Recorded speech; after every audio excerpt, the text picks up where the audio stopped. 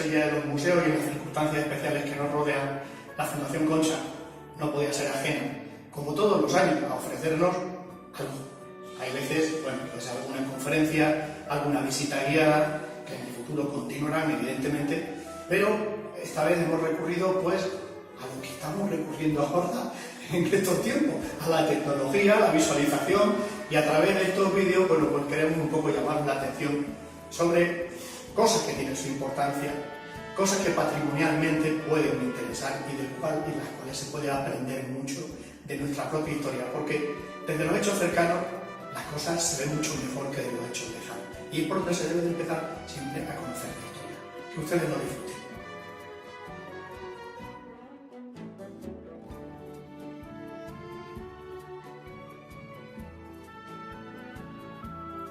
Encontramos en un rincón de Navalmoral de la Mata la Fundación Concha, que es el Museo Arqueológico, poco conocido por foráneos y también poco conocido por moranos. Vamos a intentar darle un poquito de difusión para que de verdad ustedes se acerquen alguna vez a esta sala, porque a través de él se puede conocer muy bien el pasado de esta comarca. Lo tenemos que hacer un poco a volapié.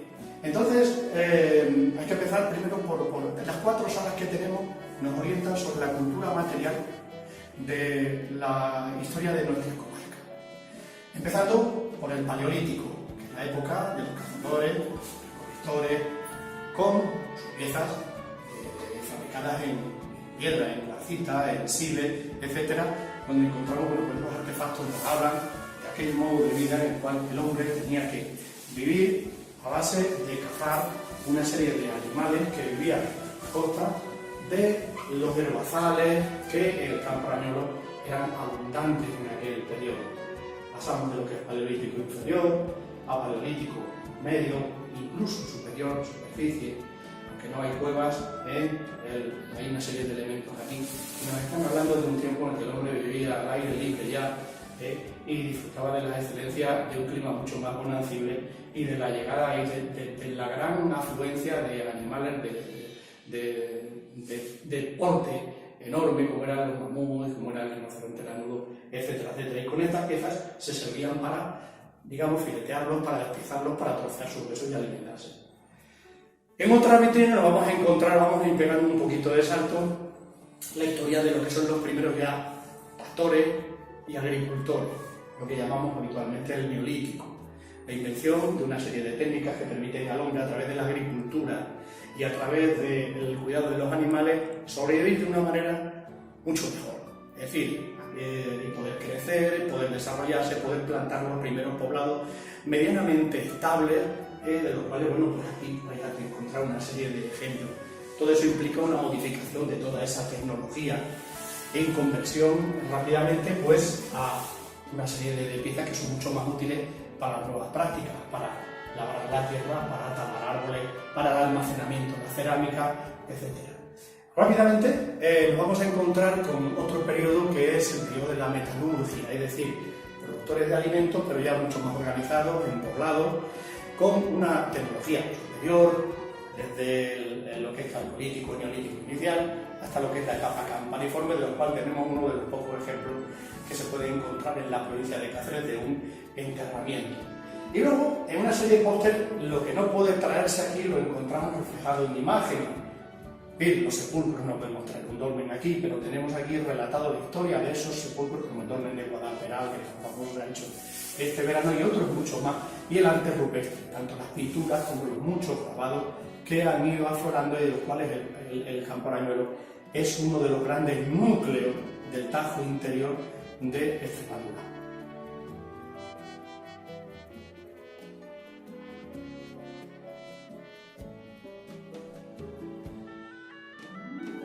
En esta segunda sala vamos a encontrarnos también 4 vitrinas. Nos va a hablar de 2 momentos que suceden a la edad del cobre y que son la edad del bronce y la edad del hierro en 2 subperiodos. La edad del bronce está caracterizada por una serie de elementos nuevos, como es por ejemplo la adición de estaño al cobre, para lograr con esa aleación unas armas y unas herramientas de mucha mayor calidad. Digamos que eso es el elemento de definición, porque igual que anteriormente el cobre, hablamos en el calcolítico, como un elemento que lo nombra, lo diferencia. Aquí el cobre sigue siendo todavía un elemento propio de las élites, de aquellos que pueden adquirirlo porque sigue siendo algo caro. Digamos que es una continuación de lo anterior. La gente que vive en la Edad del Bronce aquí ocupa poblados en el ribero del río, en lugares llanos, es decir, lugares mucho más asimétricos de lo que era hasta ahora el poblamiento. Y tenemos una serie de peculiaridades que merecen ser destacadas. Por ejemplo, aquí, en la confluencia de Bigorre con el Tajo, se han encontrado poblados con cerámicas protocobotas que en el resto de la provincia pues son bastante raras. Es decir, digamos que el bronce define un poco las influencias de dónde nos van llegando paulatinamente a través de la meseta, con la cual tenemos mucho más contactos que antes de la Edad del Cobre, donde la influencia cultural era mucho más del suroeste. Bien, con el fluir de ese tiempo vamos a llegar a un momento en el que, en torno al año 1000 y 1200, en el que van a hacer aparición los pueblos foráneos, los pueblos de Oriente, los fenicios.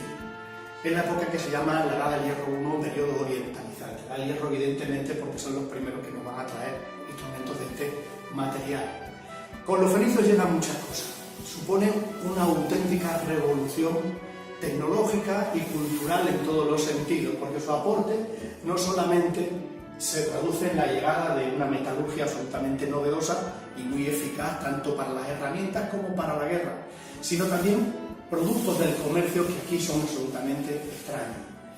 Empiezan a llegar elementos de vidrio, muchos procedentes de la costa de Fenicia, otros comienzan a producirse aquí, y toda una serie de objetos que eran muy extraños. Aquí podemos ver unos platillos de balanza para que venían a pesar. El fenicio, cuando viene aquí, viene porque estas zonas son zonas de tránsito a zonas auríferas, a zonas muy ricas.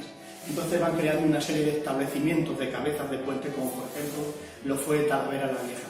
Talavera la Vieja es donde está ese gran tesoro, del cual, si van así a la entrada del museo, van a ver una serie de pósteres donde retratan las piezas de un enterramiento muy interesante con arracadas de oro, con pulseras de plata, etc., de un individuo que se enterró aquí de esa época, que se encontraba ya inmerso en esa cultura orientalizante. Hay otro sepulcro, otro enterramiento que es de probablemente un carpintero o algo así, porque los elementos que nos han llegado son parte de su carro, de los pasarriendas de su carro, hachas, escoplos, cinceles, etcétera, que son elementos propios de alguien que trabajaba la madera. Bien, en la Edad del Hierro, digamos, más cercana ya a lo que es el periodo de la romanización, el establecimiento de esas pequeñas cabezas de puente, de esas ciudadelas, van a dar lugar a lo que se llaman los castros. Los castros son emplazamientos ya en alto, en lugares angostos de los riberos, defendidos, con murallas, etcétera, con una organización muy superior en el sentido político y en el sentido social. Casas, calles, con un urbanismo incipiente y con una escritura que han heredado también del mundo fenicio, con una organización religiosa, etc. Lógicamente todo eso va a producir cosas muy nuevas en el armamento, cosas muy nuevas en el tratamiento de la cerámica, que ahora se utilizan como grandes contenedores, como elementos de almacenamiento, donde se mezclan dos tradiciones: la tradición de la meseta, que es la de esta cerámica que vemos aquí, y la tradición meridional de la Turdetania, incluso de la zona de Nosotros pertenecemos en ese ámbito a lo que se llama la cultura de los berracos, es decir, esa escultura zoomorfa, característica porque representaban jabalíes, osos, cerdos, etcétera, etcétera, y que son el tótem, el símbolo identificador de un pueblo que abarcó, tomando a Ávila como centro, las provincias de Salamanca, Zamora, Cáceres y Toledo.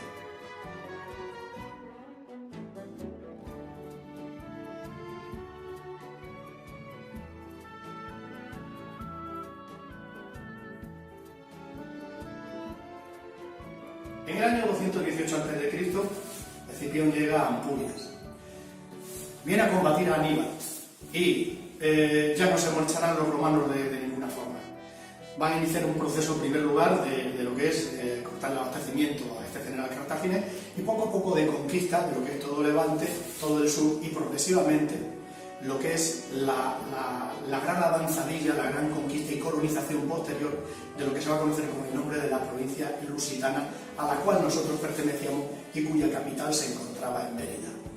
En Mérida, cuando los romanos necesitan poblar este territorio, crean una serie de municipios. Si miramos al norte del Tajo, tenemos Idaña Bella, tenemos Acoria y tenemos Augustoria. Augustoria va a ser nuestra capital, nuestro municipio romano, cabecera de un poblamiento muy denso y muy extenso que se traduce en los asentamientos rurales romanos que con el nombre de villa podemos conocer aquí. Tenemos algunos excavados, como es el del Olivar de Centeno, y ese nos sirve un poco de ejemplo para ilustrarnos sobre la riqueza de aquellos colonos romanos. No todos son iguales, evidentemente. Los hay de mayor extensión, de menor extensión, de mayor calidad, menor calidad, igual que todas las casas de campo de hoy día. Pero hay más de un centenar repartidas en el entorno de este municipio. Esas villas son las que han aportado todos los materiales que vamos a encontrar aquí en las vitrinas. Por ejemplo, el de todo esto procede de una necrópolis, la necrópolis de la Cañada de los Judíos, en el Gordo. Son elementos con los que enterraban a sus muertos.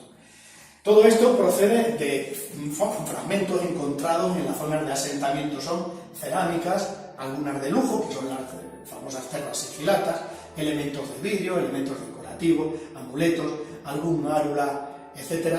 E inscripciones también. Bueno, dentro de esas inscripciones se puede hacer una pequeña disección, dándonos cuenta de que la población romana por un lado y la población indígena por otro se acabaron acrisolando, se acabaron mezclando para formar un todo único de lo que fue el nuevo hispano-romano, el nuevo elemento hispano-romano. Digamos que ese sistema de vida de plantaciones se mantuvo un poco hasta el siglo III o IV, cuando se van a producir una serie de grandes crisis, y esas crisis tienen que ver con la llegada de elementos extranjeros, elementos foráneos, que son los bárbaros que viven más allá del Rin. Bueno, todos estos elementos que vemos aquí son elementos ya del siglo III o IV, un momento ya un poco más de decadencia, pero se siguen todavía alfombrando las casas con mosaicos, se siguen utilizando elementos, por ejemplo, como las tuberías para la conducción de agua, de los baños, etc., lámparas, adornos, elementos de adorno personal, como estas fíbulas, agujas, colgantes, apliques de calderos, llaves, platos, etcétera, etcétera. Y telares. El telar es algo que, bueno, desde el neolítico, desde el calcolítico, vienen utilizándose y servían para fabricar desde lo que es el tejido, obviamente para vestimenta, como también para fabricar redes y para otra serie de elementos, pues para utilizarlos en la caza o en la pesca. La organización económica romana ya no era una cosa mucho más diversificada que lo que hemos visto al principio, basado simplemente en la ganadería o en la agricultura. El comercio tuvo una gran importancia. El monetario romano y toda esa dispersión nos habla precisamente de eso.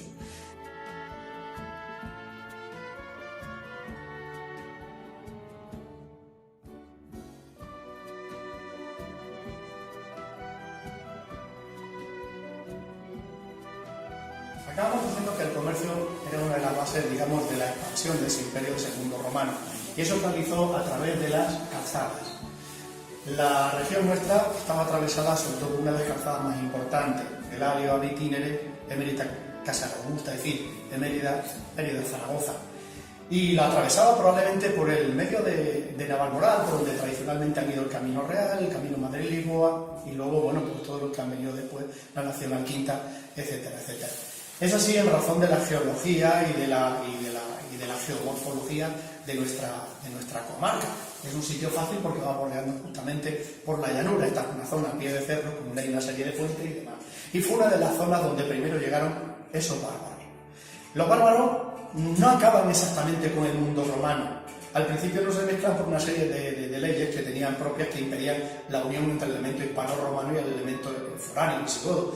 Pero poco a poco se van a ir fundiendo. El sistema, digamos, económico sigue siendo el mismo, el de asentamientos rurales, el de pequeños colonatos, donde ahora eso sí, se prima mucho más la ganadería que la agricultura, porque la tradición visigoda, una tradición nómada, digamos que les obligaba de cierto modo a vivir con algo que se pudieran llevar a otro sitio como era ganado. Bueno, en esas villas vamos a encontrar algo que pocas veces se puede ver en un museo tan completo, como una colección de aperos y de útiles agrícolas como hay aquí, y que muchos dirán que son muy parecidos a los de hoy. Bueno, es que el apero agrícola romano al apero ha variado muy poco. legones, palas, cinceles, martillo de pico vuelto, crisoles de fundición, hoces, corbillos, bueno, una serie de pesos, de bromas muchas veces, incluso para la construcción, cencerros, etcétera.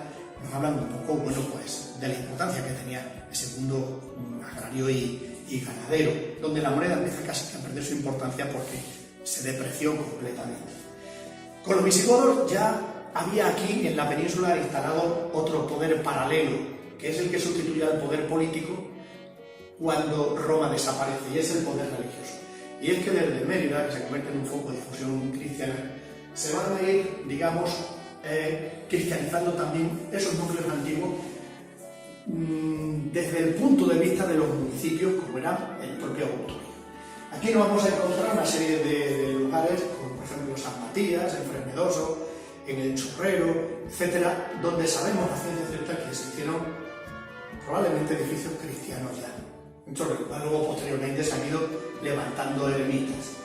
Y alrededor de esas ermitas muchos enterramientos. En esos enterramientos podemos diferenciar ya lo que era el elemento puramente hispano-romano de lo que es el elemento godo. Y sobre todo en el atalaje, en el adorno, en los instrumentos, digamos, de uso personal, como van a ser los pendientes, las figuras, los botones, estos hebillas de cinturón, incluso en el armamento mucho más corto, en los cuchillos tipo simaca, y en otra cosa, el uso, por ejemplo, de grandes tinajas para el almacenamiento del aceite, del vino y del cereal. Bien, hasta el 714, de todo es conocido que en la península se produjo un acontecimiento como es la batalla aquella de Guadalete, el último rey visigodo Rodrigo pierde y, digamos, con toda facilidad el mundo islámico se instala en la península.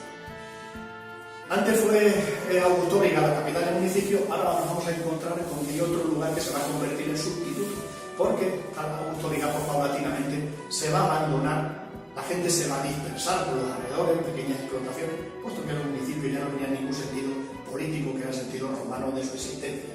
Y nos vamos a ver con sitios como Albalá, que está en proceso de excavación, y otras pequeñas instalaciones en castillos, como por ejemplo este del Marco, que es una auténtica joya, en Carrascalejo, los de Alija, los de Val de la Casa, instalaciones muchas de ellas que son de fortificaciones de la defensa del Tajo, de la Alta Galauzar, que era un lugar que se utilizó como la verdadera marca, la verdadera Extremadura, la verdadera frontera frente a los cristianos que vivían hacia el norte. De ese momento nos quedan recuerdos, sobre todo militares, puntas de flecha, saetas, etc. Y cerámicas que ya pasamos de unos estilos a otros. La cerámica no sirve muchas veces para diferenciar culturalmente. Es el ítem que los arqueólogos utilizan rápidamente para, digamos, identificar periodos, porque van cambiando, como todo, como la moda, cambiando los estilos. El estilo de la cerámica verdes y verdes manganeso, estilos melados, etc. Son cerámicas vidriadas en su mayoría. Y luego otras, incluso algunas que contienen inscripciones y otras de uso común. Bien, esto es lo que ha dado de sí un poco el museo. El día que podamos instalar más salas, podemos progresar más, porque la arqueología no termina en el mundo islámico, la arqueología puede llegar hasta el siglo XIX y incluso el siglo XX, en lo que se llama la arqueología industrial. Vale la pena acercarse al museo, porque acercarse al museo es acercarse no solo a la historia naval, sino a la historia de la comarca del Campo de Mayo.